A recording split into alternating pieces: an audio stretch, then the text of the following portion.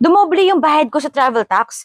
Pwede kaya ako mag-refund? Yes, pwedeng-pwede mag-refund kapag dumoble yung bayad ng travel tax. May 5 reasons lang kung bakit ka pwede mag-refund ng travel tax.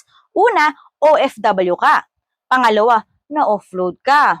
Pangatlo, may mga entitled to tax exemption or reduced travel tax. Pang-apat, yung nangyari sa akin, dumoble yung bayad. At panglima, those with undue tax. Pero paano mag-refund? One example is yung experience ko. Pumunta kasi akong Terminal 1 and pagpasok ko, dire-diretso ako sa TIEZA or travel tax counter. After ko magbayad, saka ako nag-check-in sa Vietnam Airlines.